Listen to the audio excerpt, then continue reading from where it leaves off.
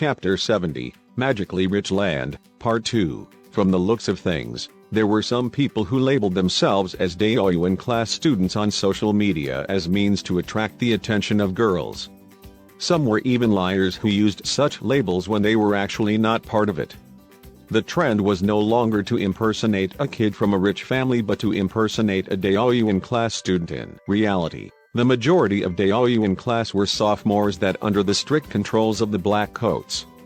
This meant that most Daoyuan class students did not have the time to do such things, and students tend to be rather shy. If a pretty senior came over to flirt with boys in Daoyuan class, the boys would probably be too shy and run away. Not everyone was born to be an expert in love. There were even rumors that students of the Daoyuan class had become better and stronger in certain aspects after training. Some nightclubs even had hiring advertisements that said, "High salary. Strength type male metahuman needed in public relations." There were more dishonest than decent such cases. Anyway, the current society was just like this. There were bound to be good and bad people, and in order to stay out of trouble, you had to be quick-witted. It was undeniable that metahumans quickly adapted to the society, and this was mankind's unique ability, to adapt. If humans could not adapt, mankind would not have been on top of the animal chain. Of course, there were people who questioned, would metahumans disrupt social stability? There weren't only good comments about metahumans on the forums. Someone revealed that in South America, there were already cases of metahumans committing crimes. And so were cases in Southeast Asia, Europe, and Australia, which were widely broadcasted by their local media. But locally, cases like these were really rare. It was a fact that the local public security had always made top 10 amongst all counties in the world, and it was not surprising that the appearance of metahumans did not change that. With regards to this, Lu Shu was grateful for the black coats' prowess and first-class methods in maintaining social stability. Having mentioned the black coats, what could their sector be called? It couldn't just be related sector, right? At this moment, Lu Shu noticed a girl 2 rows away listening to class when she suddenly started crying and even kept her head down so that the teacher could not see. Looking closely, she was just secretly reading a romance novel. Wow! Lu Shu had a sudden flashback. He had read some novels before, and some plots were really disgusting. Maybe he could use writing novels as a way to earn distress points? However, Lu Shu was troubled. Even though his grades were always good and even topped the class in the previous exam, his essays were consistently poor and never excelled in that area. Damn it! Lu Shu felt like he had just discovered a mountain of treasure but just could not retrieve it. How frustrating. He should have read more novels. Most writers had read large numbers of books. Perhaps the imagination part relied on talent, but the writing required a long time to develop. What was meant by writing? Was it the use of bombastic and pretty terms? No. Writing was the ability to pen down the world, characters, and the storyline inside your mind. This looked simple, but it was actually not.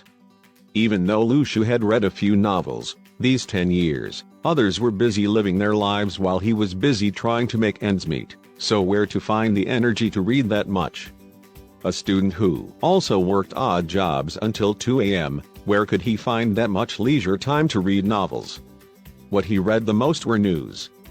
The habit to read the news was because he wanted to be updated, as sooner or later, he had to go into the society and find a job to feed his family. At that point in time, he had to do whatever he could with his fragile body so as to fight for a living for him and Lu Xiaoyu. Instead of reading a novel, he would rather have some sleep. Lu Shu did not have options in life since he lacked the basic material foundation. The rule of this world was that everything was controlled by destiny and everything was already decided. His living standards already decided that even if Lu Shu were to write a novel, no one might even read it. Or if written too poorly, no one would. Things like distress points relied on the people, and if no one read, there would not be any distress points. But Lu Shu's life wasn't that bad. He still had his adorable classmates. This afternoon, Lu Shu did not bring his stinky tofu to the canteen, but instead, he took a public bus to a second-hand phone market that was 5 kilometers away. He wanted to buy a new SIM card to use for the Golden Foundation Forum. The second-hand phone market was located in the heart of Luocheng City, which used to be bustling with activity but had later on been reduced to a low-class business district. A few years ago there were still people carrying a bag and asking around, "Anyone wants movies, imported ones?" There are all sorts: Hong Kong, Taiwan, Japan, and Korean. But such people were no longer seen, and a new business took its place: second-hand phones, selling lost identification cards, phone SIM cards, etc. This place had no regulations or control, and it was a mess. But Lu Shu liked this kind of messy environment. Wearing his hoodie and walking on the streets, he casually found a portable stall and managed to buy a SIM card with just $70. The phone he was using was also a second-hand one, and now his SIM card was also bought using someone else's identification. With the tens of thousands of users on the Golden Foundation Forum, it was almost impossible to find out his real identification. On the way back in the bus, Lu Shu was scrolling through the forums and came upon a new post. The original poster seemed familiar. It was the one selling chives.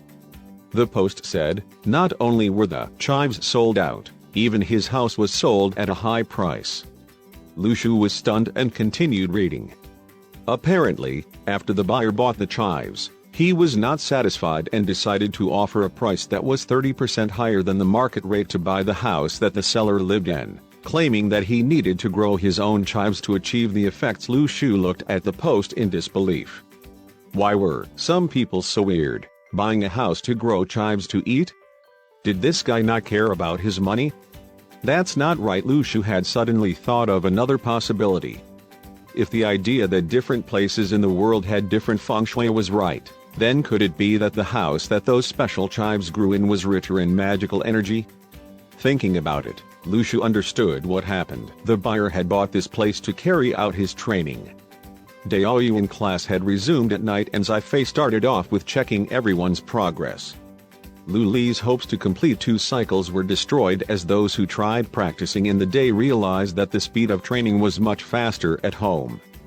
At this moment, Zai asked Jiang Shui for his progress, and he calmly replied, "Progress, 2 cycles completed." Everyone was taken aback. Jiang Shui did not only have Tier B aptitude but could also complete 2 cycles so quickly. But everyone also noticed